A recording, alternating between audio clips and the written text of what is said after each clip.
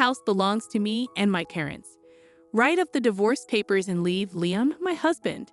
He treats me like a maid and always favors his parents. I've been patient until now to not upset my parents, who were happy about our marriage. But if he's going to act like this in front of them, I'm done. Okay, I'll do what you want. I walked out of the room, bringing my upset parents with me. When will he understand all his mistakes? I can't wait for that moment. I'm Jessica, 29 years old. My parents were both 40 when I was born. They really wanted a child, but it was tough, and the treatments for infertility weren't as good back then, so they went through a lot of sadness. Just when they were about to give up, I came along. They still talk about it happily, even now, because I was the child they'd been waiting so long for. My parents showered me with love. When I see my old photos, I can feel how much they cared for me. Even though my parents weren't rich, they made sure to celebrate special occasions like my birthday, Easter, and even my kindergarten graduation in a big way. They were super supportive of my education too. Whenever I showed interest in something, like learning English or reading, they'd jump to support me. They'd enroll me in English classes and buy me lots of books. They always said, "If it helps with your studies, just tell us, and we'll make it happen." Looking back, I realized they must have struggled to pay for all of it, but they never let on. They always had smiles on their faces and threw big celebrations whenever I did well in school. As I got older, my friends would sometimes think my parents were my grandparents, but it didn't bother me. I met my husband, Leon, through a matchmaking service. We both had elderly parents and were only children, so we connected over our similar situations. We shared hobbies and had great conversations. Our relationship progressed smoothly, and we eventually decided to tie the knot. My parents were overjoyed at our wedding and blessed our marriage with tears of love. In the beginning, I was working after we got married. Both of us have elderly parents, which wasn't something we were unhappy about, but we couldn't help but wish they were younger. It's tough to raise kids when you're older. We wanted to start a family soon, so Leon suggested that I quit my job to focus on raising a child. I loved my job, but his words made sense. I remembered my mom telling me about her night shift job and the stress it brought, and how it might have affected their ability to conceive. So I thought it might be a good idea to quit my job and focus on creating the right environment for having a baby.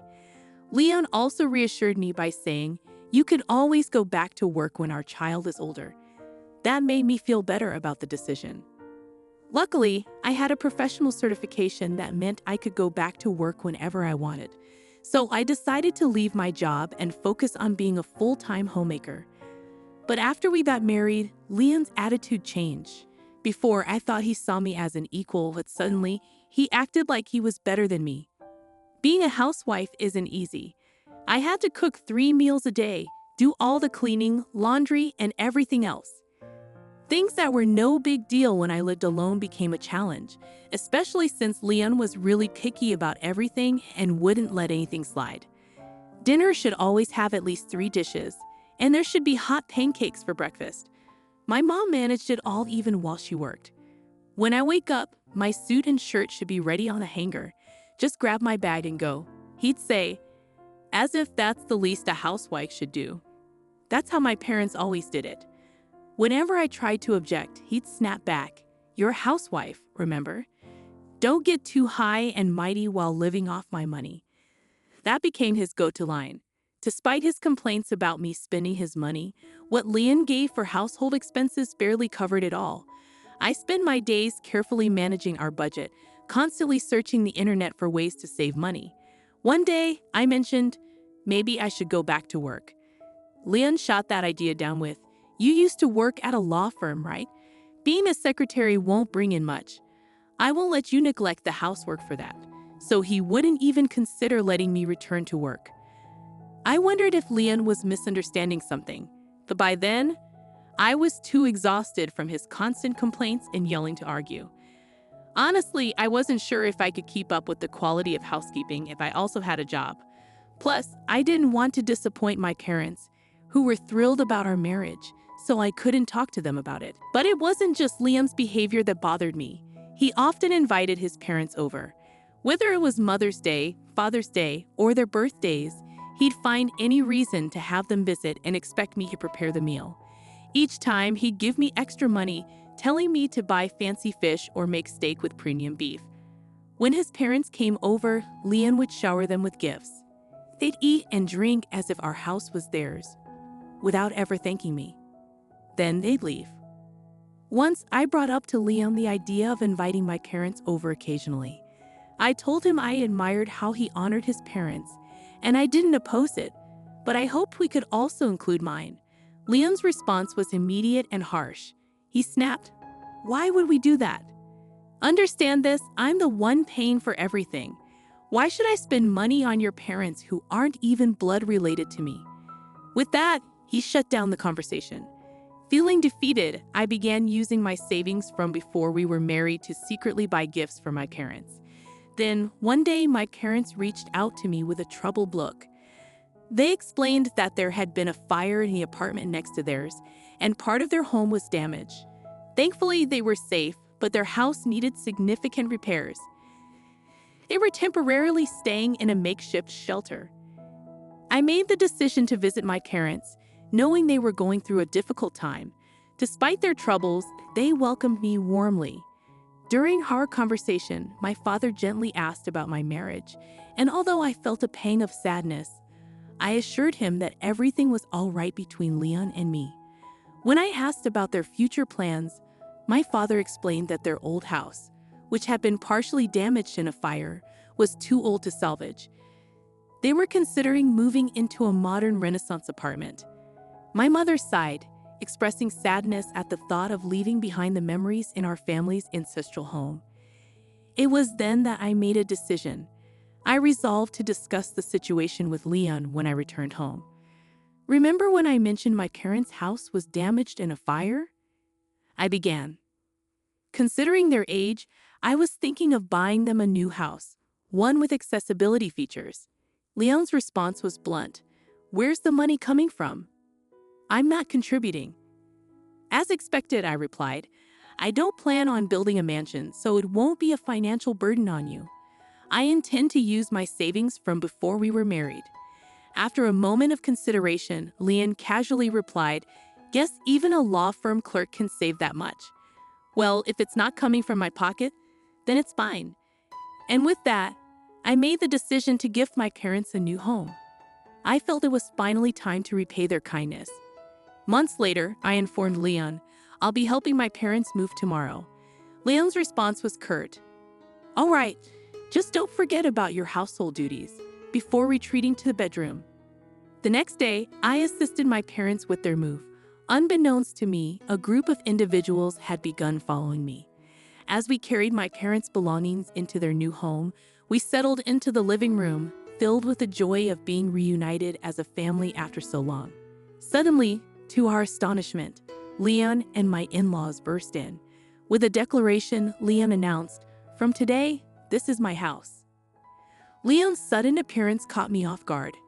"What are you doing here?" I asked, surprised. He chuckled, saying, "I heard you were moving today, so I followed you." Confused, I replied, "Moving?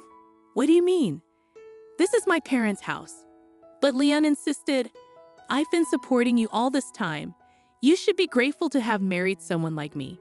Now it's your turn to take care of my parents." His words filled me with disgust.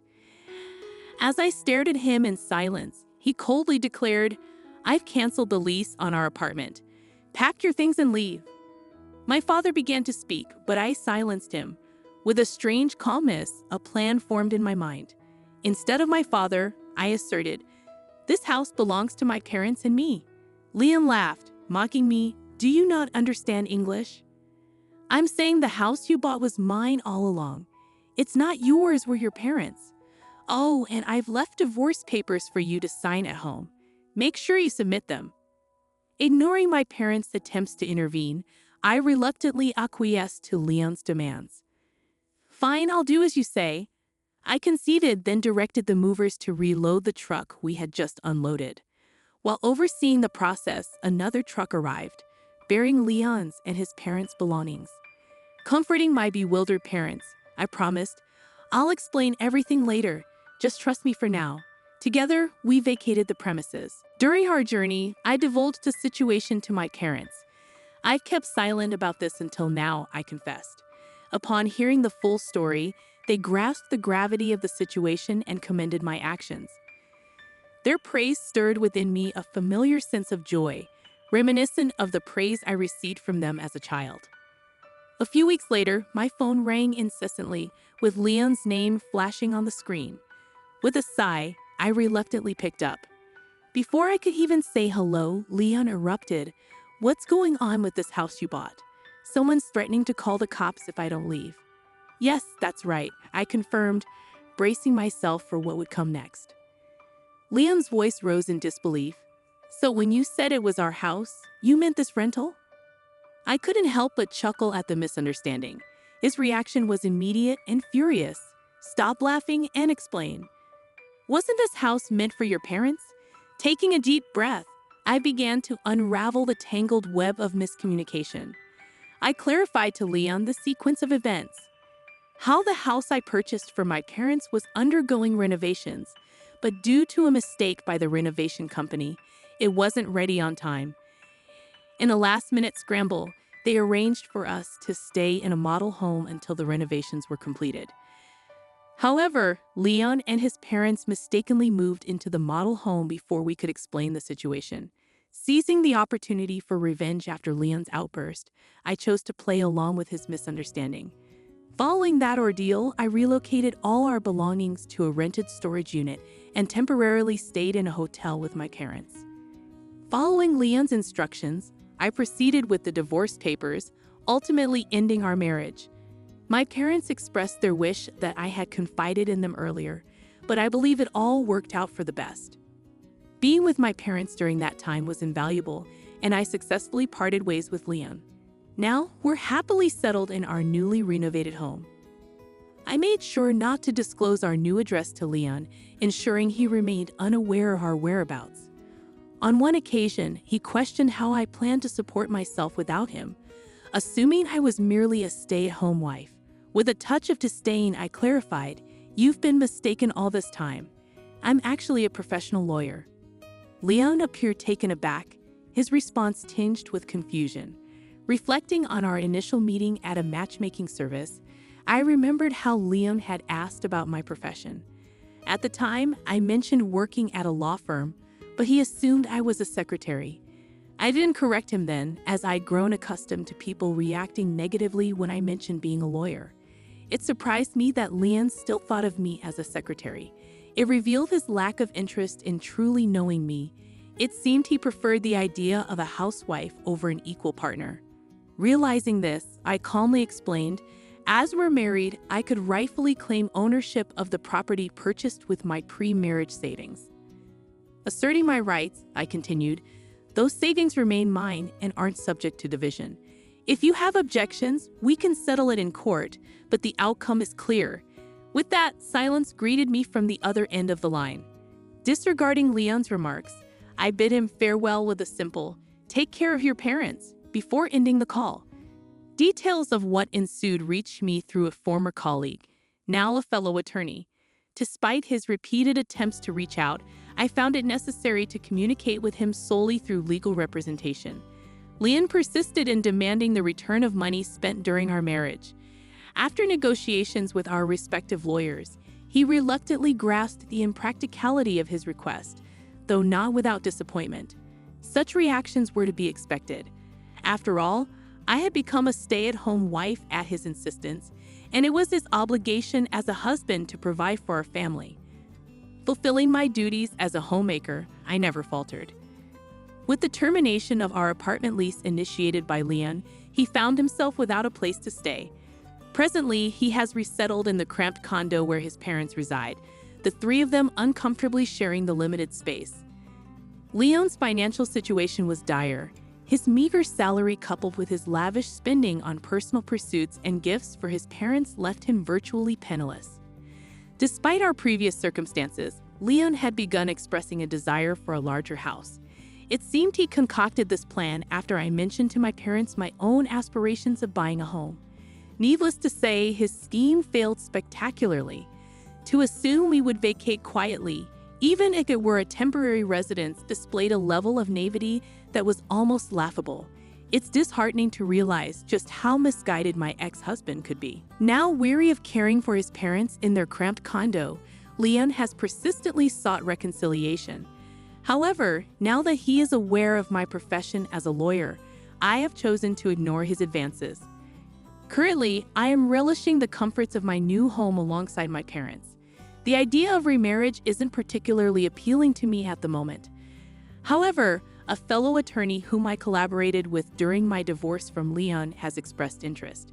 I am considering adopting a more optimistic outlook, perhaps to grant my beloved parents the joy of meeting their grandchildren sooner.